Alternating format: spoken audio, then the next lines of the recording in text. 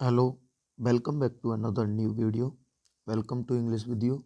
English video में आप सभी का स्वागत है। आज क्लास 12th के लिए आज एक बहुत ही महत्वपूर्ण सेशन लेके आए हैं, जिसमें आज केवल एक टॉपिक है जो हमारा उठता है हमारे माइंड में कि हम बोर्ड एग्ज़ाम 2025 के लिए क्या पढ़ें और क्या ना पढ़ें। तो इस चीज़ को लेकर के सारे बच्चों के मन में बहुत सारे डाउट बने रहते हैं और इन सभी डाउट को आज हम क्लियर करने वाले हैं। और उन डाउट में हमारे बहुत सारे ऐसे ऐसे डाउट होते हैं, जैसे कि हम क्या पढ़ें, क्या ना पढ़ें, क्योंकि हमें जो हमारी प्रोज होती है, पोइट्री होती है, सप्लीमेंट्री अगर कहें तो बुक का जो रीडर बुक का पोर्शन होता है वो 40 नंबर का होता है। और उसके लिए हमें क्या पढ़ना चाहिए, क्या नहीं पढ़ना चाहिए, क्योंकि 60 नंबर में हमारी ग्रामर आती है और 40 नंबर में हमारी जो बुक होती है वो टोटल बन जाती है। तो इन सभी टॉपिक को ध्यान में रखते हुए आज हम ये सेशन लेके आए हैं और ये सेशन बहुत ही महत्वपूर्ण होगा। इस सेशन से आपको बहुत बेनिफिट होने वाला है।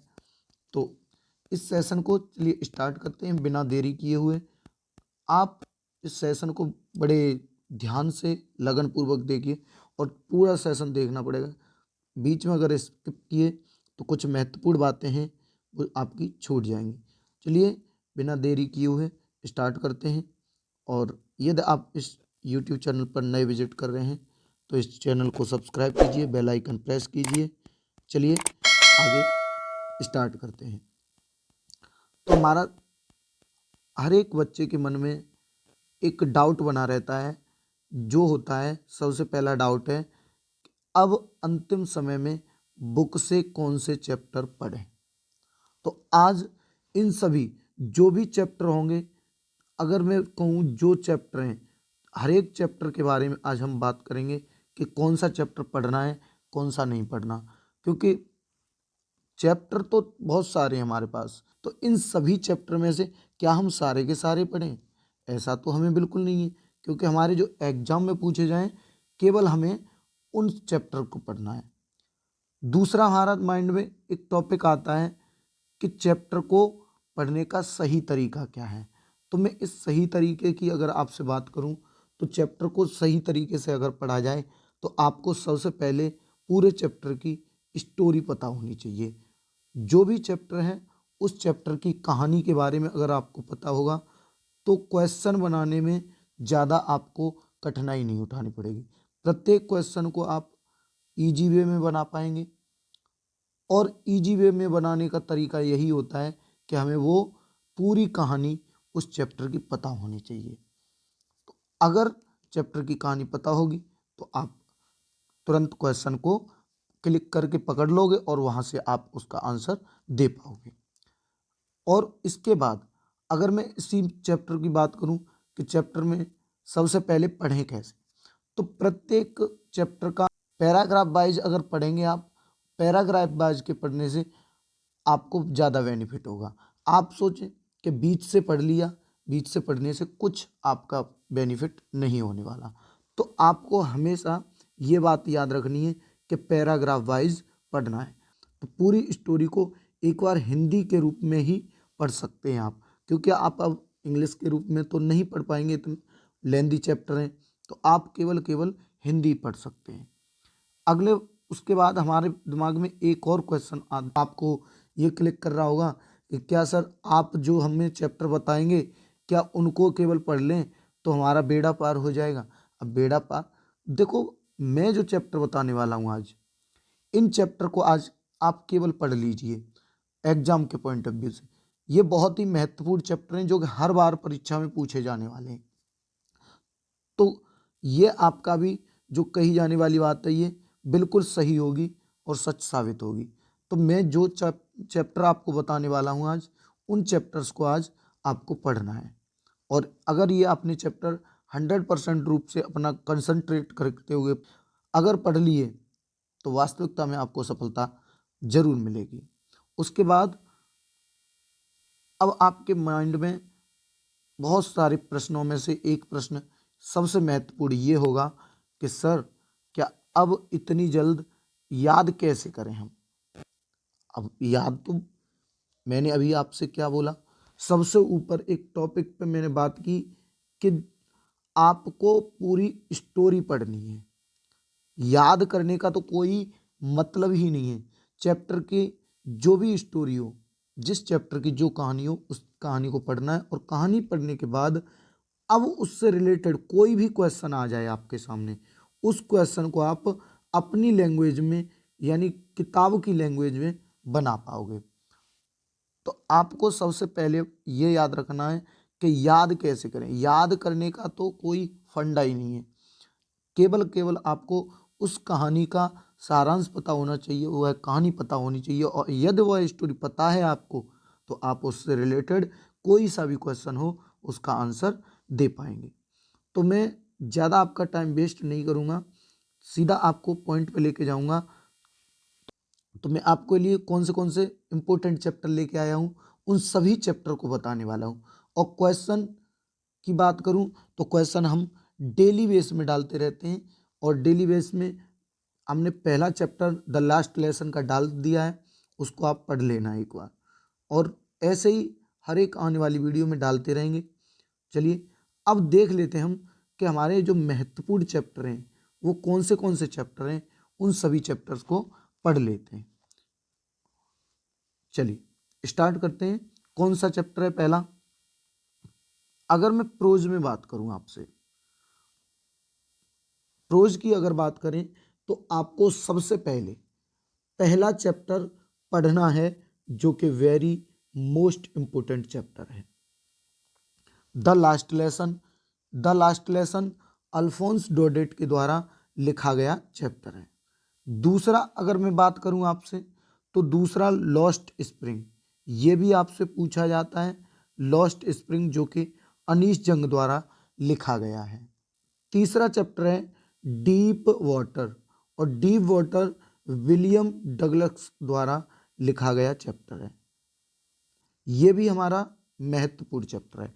अब इसके बाद कौन सा अगला पढ़ना है? अगला पढ़ना है आपको चौथा चैप्टर।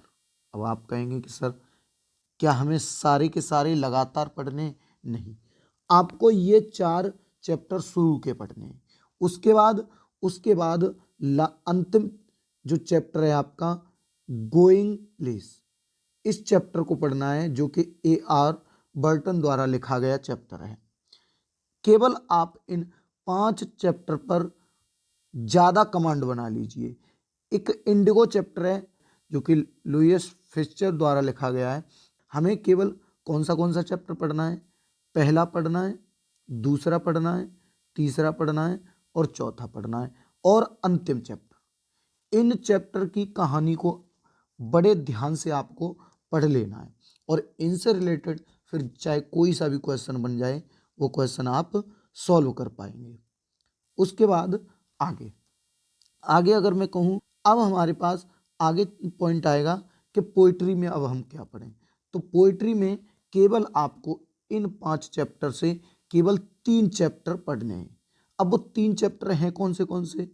एक तो है माई मदर एट 66। कौन सा है पहला चैप्टर? माई मदर एट 66, मेरी माँ 66 वर्ष की। ये जो कमला दास हैं, उन्होंने ये चैप्टर को लिखा है। ये जो कमला दास हैं, पोइट हैं, कवित्री हैं, इन्होंने इस चैप्टर को लिखा है। तो इस चैप्टर को आपको पढ़ना है। इस चैप्टर का सेंट्रल आइडिया आपको 100% देखने के लिए एग्जाम में मिलेगा, और जो कि हमने इसी चैनल पर इस चैप्टर का सेंट्रल आइडिया डाल दिया है, आप उसे देख सकते हैं। दूसरा चैप्टर अगर मैं कहूँ तो आपको देखना है ए थिंग ऑफ ब्यूटी, जो कि जॉन कीट्स द्वारा लिखा गया चैप्टर है। अगला चैप्टर है ए थिंग ऑफ ब्यूटी, जो कि जॉन कीट्स द्वारा कंपोज किया हुआ चैप्टर है, और इस चैप्टर को आपको पढ़ना है। इसका भी central idea very most important है। और लास्ट है आपके पास आंट जेनिफर्स टाइगर, इस चैप्टर को भी आपको पढ़ना है। तो इसमें से केवल इन 3 चैप्टर को आपको देखना है। कौन से 3 चैप्टर?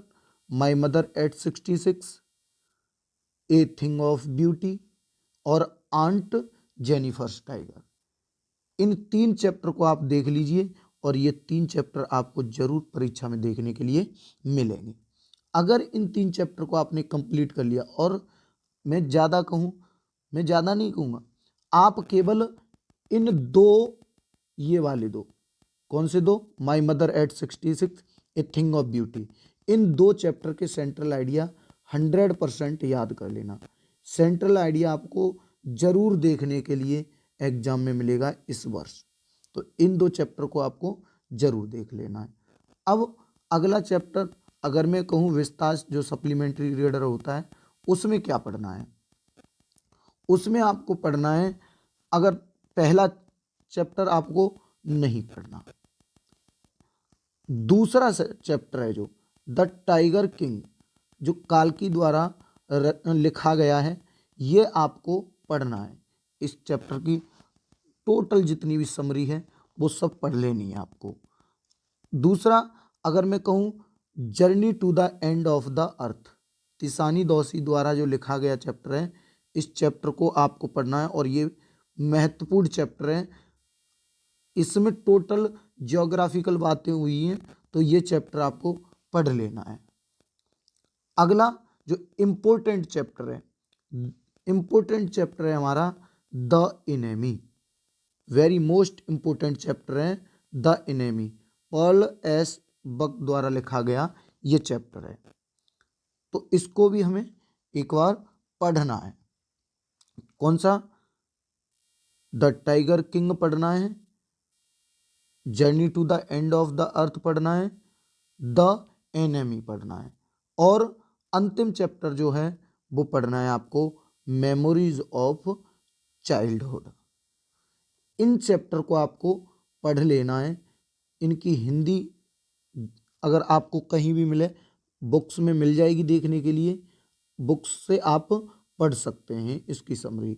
और हिंदी पढ़ने के बाद, उसके बाद आपको जहाँ भी जो भी क्वेश्चन मिलेगा, मुझे उम्मीद है कि वो क्वेश्चन आप हल कर पाएंगे।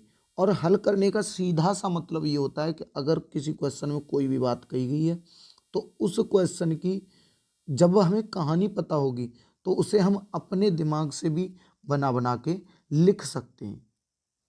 ओके, तो ये आज का हमारा टॉपिक था। हमारे एग्जाम में हम कैसे अच्छे से अच्छे अंक प्राप्त करें, और इस नियम को अगर फॉलो कर पाते हैं आप, तो वास्तविकता में आप अच्छे अंकों की ओर बढ़ रहे होंगे। और अगर इस नियम को आप फॉलो नहीं कर पाएंगे, तो आप अच्छे अंक प्राप्त नहीं कर पाएंगे। आप अगर इन सभी जितने भी ये टॉपिक हैं, इन सब पे अगर मैं कहूँ आप प्रश्न देखना चाहते हैं, क्वेश्चन आंसर देखना चाहते हैं, तो हमारे इसी यूट्यूब चैनल पर जुड़े रहिए। अगर आपने अभी इस चैनल को सब्सक्राइब नहीं किया है तो सब्सक्राइब कर लेना, बेल आइकन प्रेस कर लेना, जिससे कि आने वाली हर एक वीडियो की नोटिफिकेशन आपको ऑन टाइम मिलती रहे।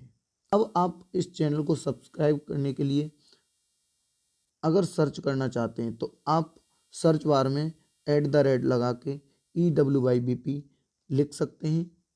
इससे आपको सर्चिंग में आ जाएगा और उसे बेल आइकन प्रेस कर लेना। चलिए मिलते हैं किसी नेक्स्ट वीडियो में किसी नए टॉपिक के साथ। तब तक के लिए बाय बाय, टेक केयर, धन्यवाद।